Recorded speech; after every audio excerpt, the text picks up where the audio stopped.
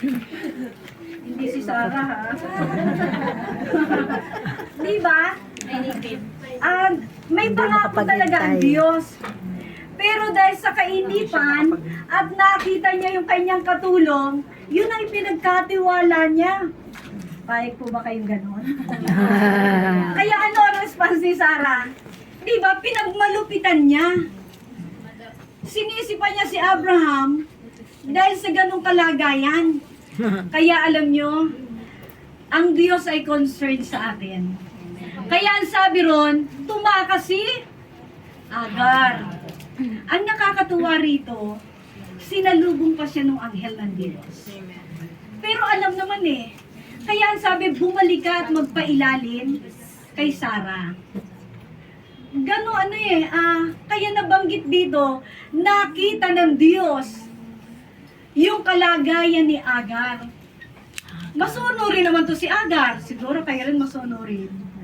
Di ba? May mga pagkakataon sabihin nyo, ano ang sitwasyon niya sa inyong mga amo? Di ba? May mabait. Merong hindi ganun kano. Minsan kinaiinisan ninyo. Pero ang nakakatuwa rito, sabi ng anghel ng Diyos, bumalik ka at magpailipin. Ibig sabihin, talagang huwag kang basta tumakas, kundi sumunod ka. Bakit? Kasi yung para bang sakop ka ng pamamahala ni Sarah. Ang nakakatuwa rito, yung binanggit, ikaw ang Diyos na nakakakita. Unang puntos, alam ng Diyos, naririnig ng Diyos, nakikita ng Diyos. Amen. Dito tayo sa chapter 17, verse 20. Bago ipanganak si Ismael, ang Diyos ay nakipagtipan, may sinabi siya kay Abraham. Tungkol naman kay Ismael, Genesis 17:20, ipagkakaloob ko ang kahilingan mo. Bakit? Sabi kasi ni Abraham, Panginoon, sa kanya mo na lang, pahabain mo ang kanyang buhay para bang wala nang, yung bang iniisip ni Abraham na yun lang yung magiging anak niya. Kaya ang sabi niya ron, pagpapalain ko siya para ramihin ang kanyang lipi. Magkakaanak siya ng 12 prinsipe. Imagine nyo na niya, no? Na hindi pa nagpapanganak yung isa, na iprophesy na ng 12 prinsipe. Siguro nagawa po nito. At magiging bansang makapangyarihan ang kanyang angkan. Kaya lang, naging ibang ni Ismael. Imagine nyo, sabi ron, walang magiging kasundo, magiging matapang. Hindi pa naipapanganak, naideklara na, no? Kaya alam ng Diyos. Alam ng Diyos, naririnig ng Diyos. At ang isang tagpo pa nito, ayan, dito na tayo. Chapter 21 ng Genesis. Sabi po rito, sa verse 9, sino po ang gustong bumasa? Chapter 21, verse 9. Chapter 20. 21, verse 9. Minsan nakikipaglaro kay Isaac si Ismael, ang anak ni Abraham kay Hagar na taga-Egypt. Amen po. Sige, hanggang ano po? 12. Nang makita ito ni Sarah, sinabi niya kay Abraham, palayasin mo ang aliping iyan at ang kanyang anak, sapagkat ang anak ng aliping iyan ay hindi dapat makibahagi sa mamanahin ng anak kong si Isaac. Labis itong ikinalungkot ni Abraham, sapagkat anak din niya si Ismael. Ngunit sinabi ng Diyos kay Abraham, huwag kang mag-alala tungkol sa mag-ina. Sundin mo na ang gusto ni Sarah, sapagkat kay Isaac magmumula ang laing sinabi ko sa iyo. Amen. Okay. Ang sabi doon, minsan, ay panganak na si Ismael na anak ni Agar ay nakikipaglaro kay Isaac. Yan, may kalaro na. Naniwala na kasi mula doon sa chapter 19:20 ay isinalaysay yung kapanganakan ni Isaac. Kaya sabi rito, nang makita ito ni Sarai, sinabi kay Abraham, pumapasok yung espiritu ng selos. Palayasin mo ang mag-inang iyan. Ang anak ng ating alipin ay huwag mong pamamanahan. Ang tindi, ano? May pangako na sa kanya, pinagpala na siya, kaya lang naging ibang attitude o ugali ni Sarah, na ibig sabihin ay, bakit pa makikihati yan? Imagine yung naglalaro lang yung dalawang bata, mag-iisip yung isang nanay, na kinakay, palayasin mo yan. Diba? Kaya makita mo, kahit sa lumang tipan, may mga ganung hindi na magandang kaisipan. Ang sabi rito, huwag mong pamamanahan. Si Isaac ang dapat magmana ng lahat. Hindi kanya na. Labis itong ikinalungkot ni Abraham sapagkat anak din niya si Ismael. Ngunit sinabi ng Diyos kay Abraham, alam niyo nakakatuwa dito, yung damdamin ng isang ama, diba? Kasi hindi naman siya magkakaanak kung hindi ibiniyo ni Sarah diba? Bakit? Dahil sa kagustuhan ni Sarah na magkaroon ng anak, na baka sakali, siguro, yung panahon nila, karapatan nung nangunguna, na yung anak na ipapanganak sa iba ay magiging kanya. Kaya lang, sino kayang ina rito kayang iwanan yung kanyang anak? Yung hindi dahil sa trabaho yung kanyang pababayaan. Diba? Wala.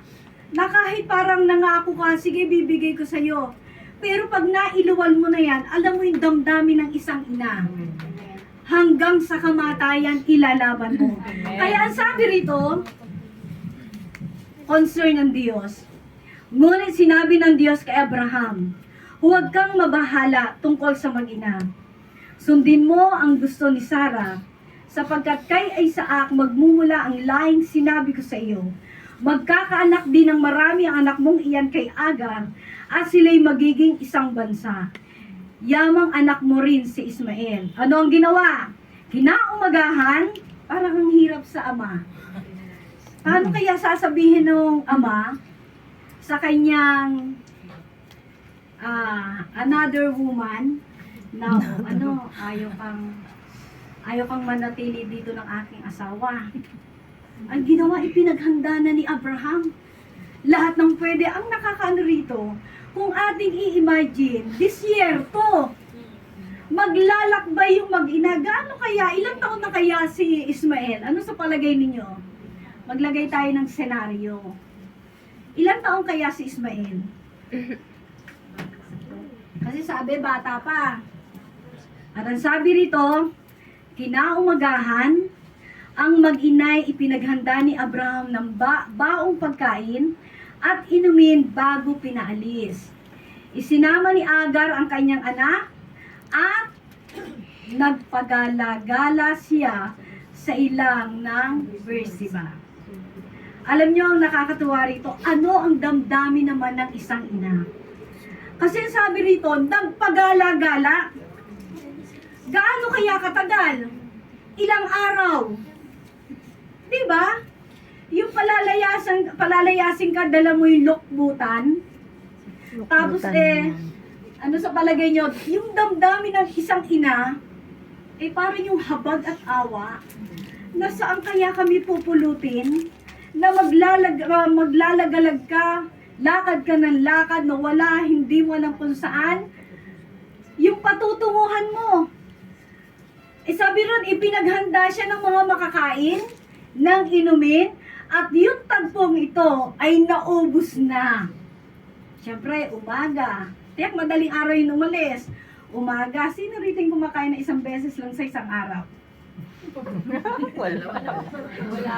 Pag dito pa, alam nyo, dito wala kami nakakita na ang lalaki ng tinapay. Abay, pwedeng iba to di ba? Abay, matindi ang ano nyo rito, pagpapala. Hindi kayo tinitipid. Pag may nagbigay, ang lalaki talaga ng tinapay. Blessing yun. Imagine natin, ano kaya pinapay ang dala-dala ni Sarah? Kasi wala namang kanin dun Diba? Ano kaya sa palagay niyo? Tulad kaya nung kinakain natin? Malaking tinapay? Ilang tinapay? Gaano kaya yung inumin? Gaano kalaki? Yung dala-dala nila o baon-baon nilang tubig? Ano kaya sa palagay ninyo? Sundan natin. Ang sabi ron, Nang maubos ang dalang tubig, iniwan niya ang kanyang anak sa lilim ng punong kahoy at naupo ng may 100 metro mula sa kinaroroonan ng bata. Wika niya sa sarili, "Di ko matitiis na makitang mamatay ang aking anak, samantalang nakaupo siya at nag-iisip, umiiyak naman si Ismael." Gaano po, sino magaling dito sa mathematics? Yung 100 metro. Oh, di ba? 100 inches ang 1 metro. Eh, 100 metro, gaano kaya? Malayo. Mula sa pagbaba, Malayo. ilang kanto po kaya? Hindi talaga kalayuan. Hanggang sa... Oh, sabi Hindi na malayo roon, yun na- iniwan niya si Ismael sa puno ng ilalim ng puno. Punong kahoy. Siguro dahil sa disyerto. Ano yung nagiging damdamin niyo na pag ganon? Kaya nasambit ni Agar, "Hindi ko kayang makita na mamatay ang aking anak." Kaya nga siya lumayo eh. At ang sabi, ano kaya, alam niyo, ang damdamin ng isang ina, pag umiyak ang bata. Diba? Lalo na pagka, sino ba, lahat po ba kayo nakaranas ng breastfeeding? Yes. Amen. Walang mapapadede. Wala. Yung mga anak ko, breastfeeding sila ng hanggang 2 taon. Oo, ako din. At yung ibang bata, napadede ko rin. Eh sabi pa Sir Joseph, kung pwede lang magbenta. Abay talaga siguro eh. Sabi pa Sir Joseph, araw-araw malunggay. Abay para yung dila ko eh, umay na umay na. Huhulugan ng kalahating ng isda na bangos, malunggay at kamatis. Naku, talaga namang yung liit ng katawan ko noon. Aba, ang hirap pala lumakad na ang laki ng dede mo. Yung hindi mo kita yung baba. Aba, talaga namang hindi ko maintindihan, hindi ako makababa sa hiya. Bakit punong-puno eh? Yung bang sabi nananangkal, hindi ko na maintindihan, hindi kaya ng i-breastfeed eh. Kasi bakit? Pag nadampian lang siya, sumisirit. O kaya ang ginagawa ko, yun yung pampaligo sa mga anak ko bago ko paliguan. Para daw kuminis lahat na, yun. Kaya pala si Darlene ba? Kaya mapalad eh. Pinagpala eh. Eh bakit? Kaya sabi ko nga, walang pwedeng idahilan na sasabihin natin ay hindi natin kayang padedehin. Kaya ang sabi na hindi kasi nakakawala ng figura. Naniniwala po ba kayo? Hindi, bumabalik eh. Malibang pabayaan mo yung sarili mo. Eh, ano lang naman eh. Imagine, 2 taong bibitin-bitin yung anak ko. Eh, 4 sila. Iniisip ko baka maging papaya. Salamat sa Diyos. Hindi naman. Nasa sa'yo kung gusto mong maging Pero alam niyo anong sabi rito? Mula doon sa 100 metro, ano ang nagiging damdamin niyo kapag nakarinig kayong umiiyak na bata?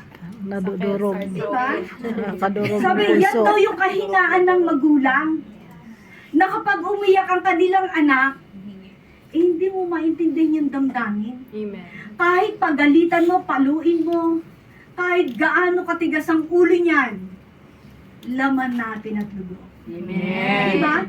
Kaya nung sabi ni Agar, wala na eh. Wala nang pagkain. Wala nang inumin. Yun ang pinakamasakit sa damdamin ng isang ina. Amen. Diba? Kaya sabi ron, lumayo siya na 100 metro. Pero naririnig niya yung iyak ng kanyang anak.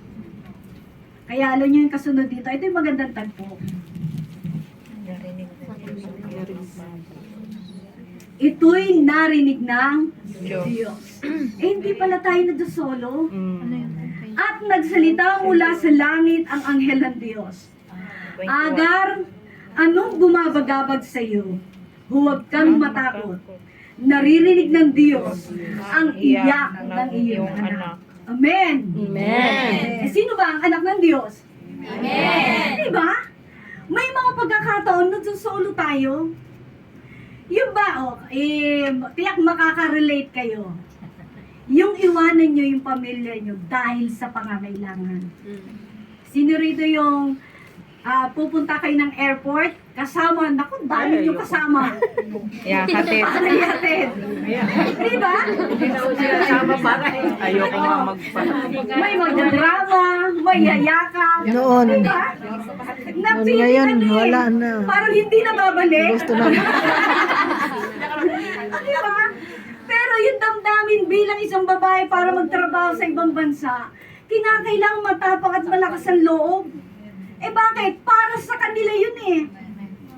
Eh kasi bakit? Eh ba, kumbaga sa pag hindi natin inabot ang pangangailangan nila, napakahirap. Kaya lang, may mga pagkakataon sa panahon natin, hindi naman nila naiintindihan yung paghihirap natin. Amen. Di ba? Abot-abot ang pagtitipid natin, abot-abot naman ang naman nila. One day millionaire. Di ba? Na feeling para bang ibubuhos mo at lilipad yung mga pera para dumating sa kanila. Kaya nga sabi, habang umiiyak yung bata, abay di ba? O sino nag-aalaga sa inyo ng bata rito? Kami. Na kapag ka umiiyak o kaya man nadapa, andun agad yung ating pag-aaruga, yayakapin mo lahat ng pang-uuto. Di ba? Gagawin natin para lamang masapatan yung kanyang pangangailangan. Kaya parang ang gandang idrama, no? Yung habang lumalayo si Agar, naririnig niya yung iyak ng kanyang anak. Kaya sabi, hindi ko kayang makita na mamamatay yung aking anak. Ang nakakatuwa sa tagpong ito, imagine nyo, concern ang Diyos. Kaya sabi rin alam ng Diyos, nakikinig ang Diyos, at gagawa ang Diyos. Kaya yung panaghoy ni Agar, na ang sabi ron, siyempre, alam nga na hindi umiyak si Agar. Diba? Dahan-dahan mong iiwanan yung anak, bahala ka na. Parang naalala ko tuloy yung kwento ng mga taga-Mangyan sa Mindoro. Pagka daw hindi na kayang alagaan yung anak, iniiwan sa makahoy na lugar. At bahala na kung sinong mauunang kumuha o lalapain na lang. Di ba napakahirap ng ganun? Eh di sana hindi ka nagpabuntis. Hindi ka para wala kang iaanak na ibang aalagaan mo. Dala-dala mo siya ng 9 na buwan. Tapos dahil lang sa wala kang kakayanan. Pero ang alam nyo, nakakatuwa, ang isang ina, matapang, buo ang loob. Bakit? Ilalaban niya ang kanyang anak. Kaya ang nakakatuwa rito, yung takot at pangamba ni Hagar, na parang sabi niya, hindi ko kayang makitang mamatay ang aking anak. Hindi niya alam, nakatingin pala yung Diyos. Di ba? Ano sabi? Hagar, anong binabagabag na yung puso? Nakarinig ka ba audible voice ng Diyos? Na ang sabi ron, Huwag kang matakot. ito'y narinig ng Diyos. Agar, anong bumabagabag sa iyo? Huwag kang matakot. Naririnig ng Diyos. Imagine nyo, hindi yung iyak ng nanay ang sinabi Yung iyak nung anak. Na para bang isang pelikula na nakikita na umiiyak yung bata pero ang kinausap yung nanay. Di ba? Kaya isang malaking bagay na ipinapakita ng Diyos dito. Dali, nakakapanoy ng malamig. Okay. Huwag naman agad kayo luluha. Sabay-sabay tayo.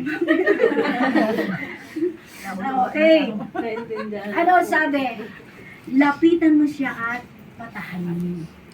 Parang napakasarap yung salitang iyon na meron sa iyong akbay. Diba sabihin, lapit mo Nelda, pumayapa ka. Lapitan mo at patahanin. Diba nakakagaan ng damdamin? Kaya ano ang sabi ron?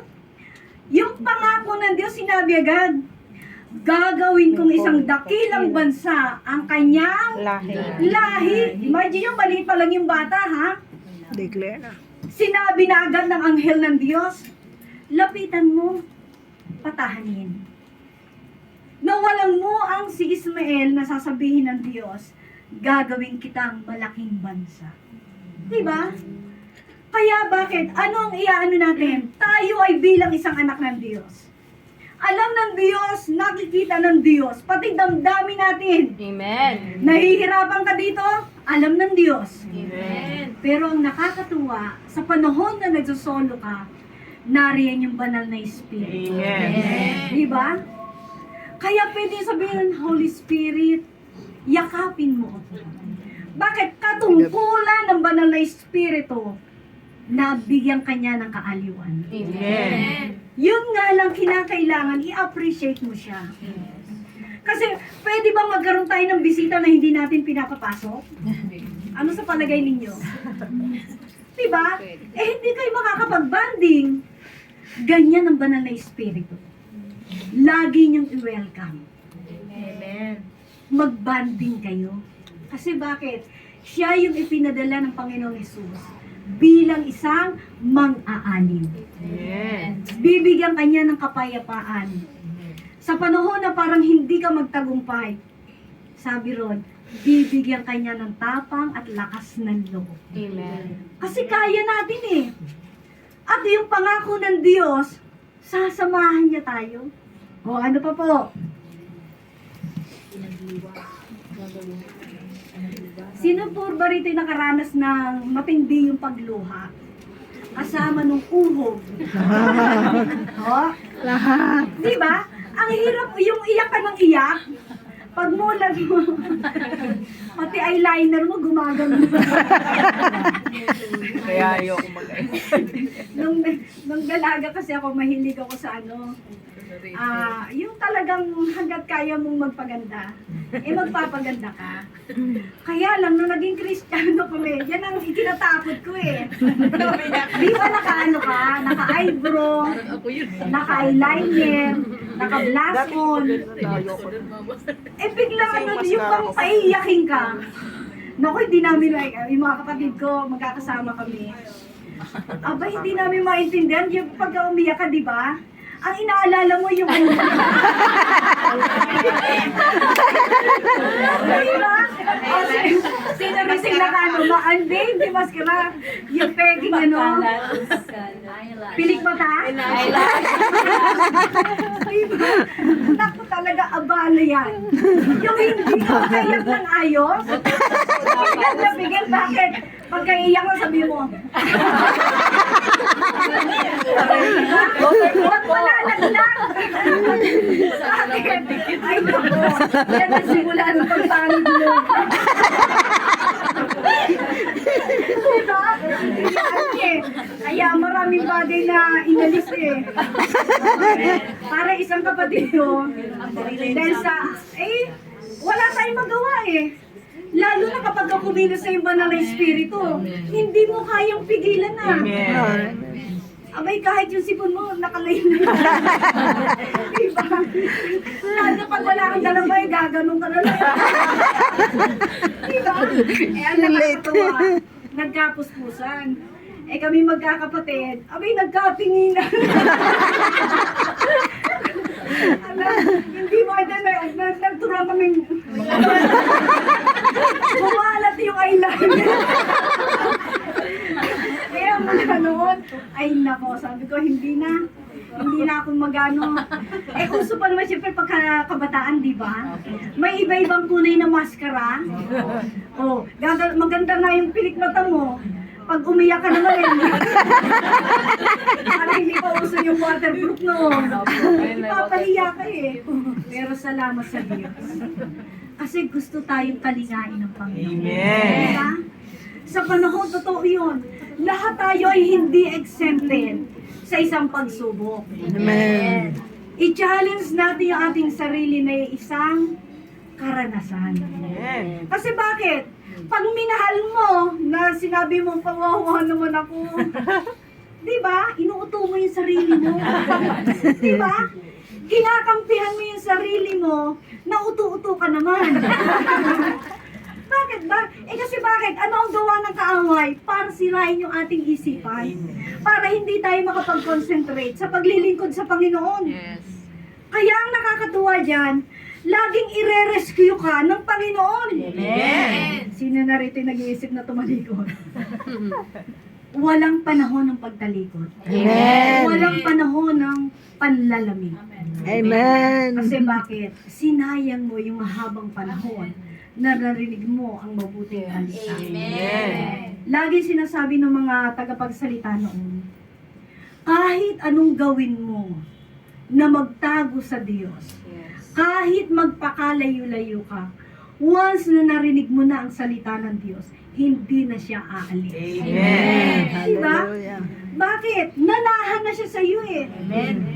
Ikaw na lang ang may dahilan para hindi manumbalik. Ang panahon natin ngayon ay kinakailangang magpakalalim. Amen. Magunahan tayo. Kaya sabi nga, hindi sapat sa inyo ang lugar na ito. Tuwing tayo magpe-pray, maghahanap, lagi natin sabihin, Panginoon, bigyan mo kami ng malaking lugar. Amen. Bakit? Kasi ang plano ng Diyos, mas marami. Amen. Mas maraming makakilala. Eh, ilan yung gagraduate sa inyo mula sa extension? May mga kasunod pa. At kahit hindi ka nakapag-aral, sabi, meron tayong pananagutan, bawat isa, na maipangaral ang mabuting balita. Amen. Kasi bakit? May binanggit din ng Diyos sa Ezekiel. Sisingilin sa iyong mga kamay. Di ba? Kaya may katungkulan tayo. Kaya nung kinakailangan, bibigyan tayo ng lakas ng loob dahil nariyan yung banal na Espiritu. Oh, next. And sabi ron, alam ng Diyos yung ating kalagayan. At ang sabi ron sa verse 19, pinagliwanag ng Diyos ang kanyang paningin at nakita niya ang isang balon. Pinuno niya ng tubig ang dalang sisidlan at pinainom ang bata. Hindi pinabayaan ng Diyos si Ismael. Siya'y lumaki sa ilang lamparan at naging mahusay na mga ngaso. Ikinuha siya ng kanyang ina. O, imagine nyo, eto naman, ang sabi, baka ma-misinterpret kayo. Ang sabi ron, hindi pinabayaan, ibig sabihin, mula dito sa verse 20, mahabang panahon na ang lumipas. Kasi ang sabi ron, hindi siya pinabayaan at pagkatapos ay ikinuha siya ng mapapangasawa. Oh, lumaki Ibig na sabihin, siya. mahabang panahon na pinagpala ng Diyos itong mag-ina. Kasi bakit yung pangako? Magkakaanak pa si ng 12 prinsipe. Alam niyo, ang Diyos ay may pangako sa buhay ng bawat isa. Amen. May mga bagay na hindi natin ngayon nakikita. Pero kung tayo ay magpapatuloy, lalalim sa pagkakilala, at huwag tayo magsasayang ng panahon, baka mas maagap mong makita yung pangako ng Diyos. Amen? Bilang tayo mga anak ng Panginoon, sa panahon na tayo nahihirapan, sa panahon na marami tayong mga pagsubok, nariyan yung banal na Espiritu. Ang totoo, nananahan siya sa atin eh. Yung mayakap siya bilang isang ama para maunawaan tayo kasi bakit nakikita niya, nararamdaman niya at gagawin ng Diyos ang lahat para sa atin. Amen. Amen. Kaya hindi tayo dapat malungkot eh. Yung kalungkutan ay bahagi ng buhay. Ang pagsubok ay hindi natin pwedeng takasan kasi yan ay normal sa buhay. Di ba? Ang kinakailangan ay ma-overcome natin at malampasan sa tulong at biyaya ng ating Panginoon. Sa panahon na nangihina, nariyan ang salita ng Diyos. Kaya ang kinakailangan natin, magpakalalim sa Panginoon. Amen. Kasi bakit hindi mo kayang mabuhay na nag-iisa ka? Na para bang kayang-kaya mo na ang lahat? Malaman nga natin, dalhin tayo sa isla. Di ba? Bakit magkakaroon ng kalungkutan? Kaya ang nakakatuwa rito, yung pala naman may malapit na balon. Kasi nga, inuna mo yung pag-iyak eh. O, di ba? Kaya nung nakita ng anghel ng Diyos, na hindi na maitsurahan ang mukha mo, Imagine niyo yung kayo, naranasan niyo yung talaga sa buhay niyo na talaga umiyak na ng umiyak. Amen. Diba? Ang hirap magmulat, ang labo ng paningin,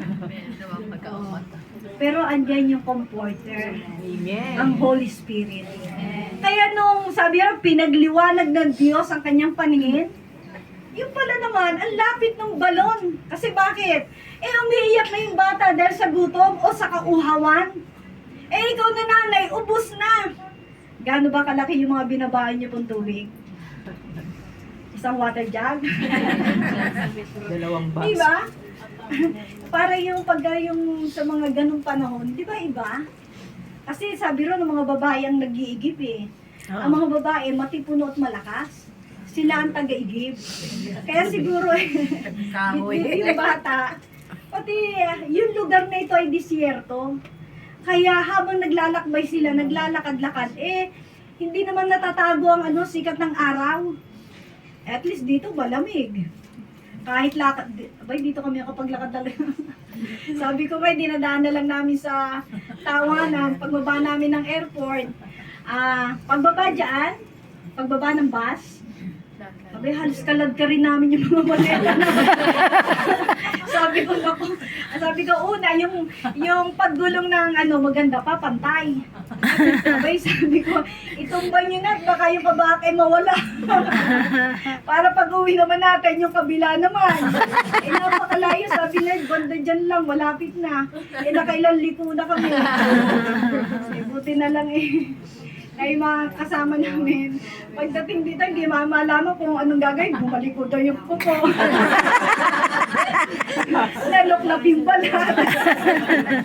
Kaya alam nyo, napakasarap ang maglingkod sa Panginoon. Amen. Kasi bakit? Pag walang hirap, walang ginhawa. Amen.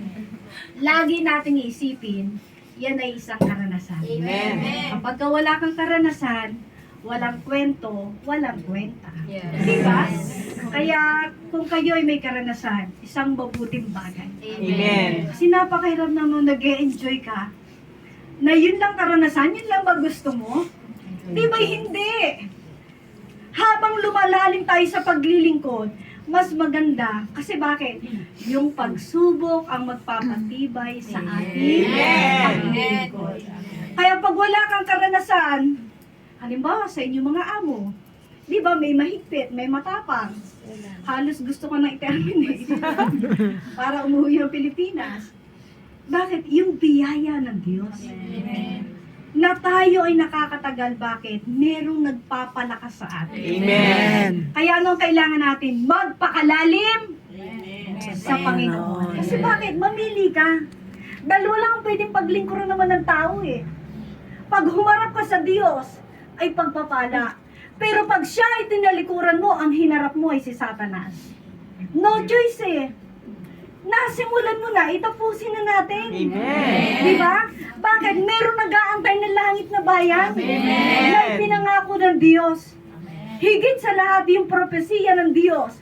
Anak, magpatuloy ka. Meron akong inihahandang langit na bayan. Amen. Ang hirap na nga dito sa lupa eh, di ba?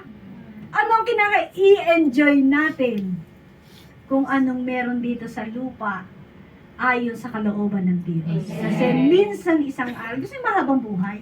Amen. Ay, kayo na lang. Di ba? Lahat naman tayo lilipas eh. Amen. Lalo na po sa amin. Ang totoo, hindi kami nagsama ng mga kababaihan. Kasi yung mga kababaihan po namin, 74. Baka mamaya kung kami ngayon nahihirapan sa paglakad, sabi ni Pastor Ernie, buhay na pumunta rito. Bakit?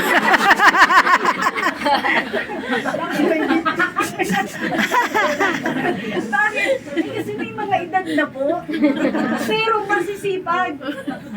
Kaya sabi namin, pagka doon tayo sa mga local na misyon, okay sila. Pero pagka ganito, kaya sabi namin, wala kaming isasama kundi titignan muna namin yung lugar. Salamat sa Diyos, excited kami kahapon. At yung aming octopus uuwi atang pusit na.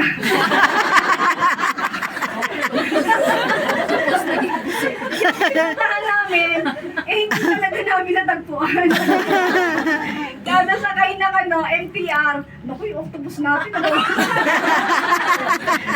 Para pag tinatakutan namin yung octopus ninyo. Kaya sabi ko, pag uwi natin, pusit na yan. O diba? Karanasan yun eh. Yung makaranas kaming makasal, napakabilis pala rito ng Transportation. Oo, kasi di ba sa akin yung LRT? Mabagal. Abay talagang, ay pumatanda. Kaya kami hawak, pagpasok ko kay Sister Helen, pagpasok natin ng pinto, hawakan natin agad yung bakal. Hindi na makaupo eh. Lagi may makahawak na bakal. Salamat sa Diyos, di ba? Isang karanasan niya, nagtatawanan kami. Abay, pagka hindi mo in-enjoy, naku, ang KJ mo. Diba?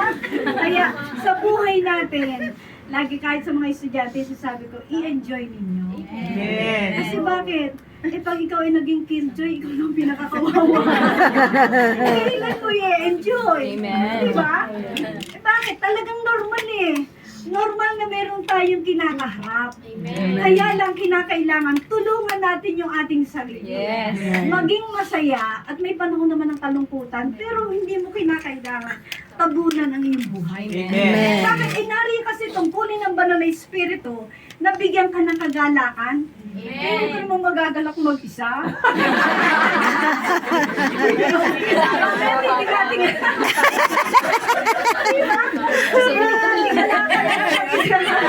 Ewan naman. Sabi na Ecclesiastes, may panahon. Ang May lahat. kanya-kanyang panahon.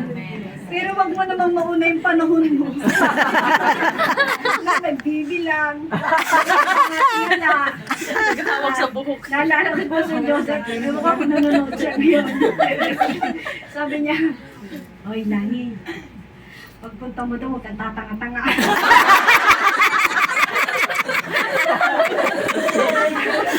Diba?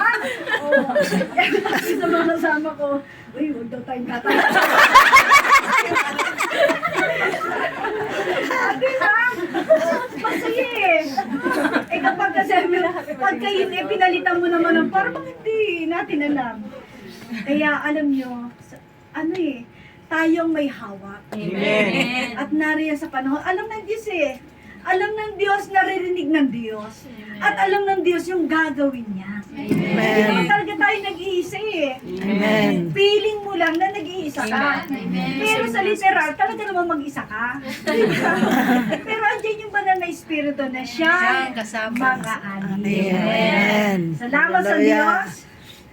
At para hindi man tayo mukhang malungkot, ngayon ay aawit muna tayo sa Panginoon.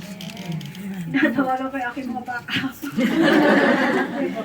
Kasi ba, aawitan natin ang Panginoon.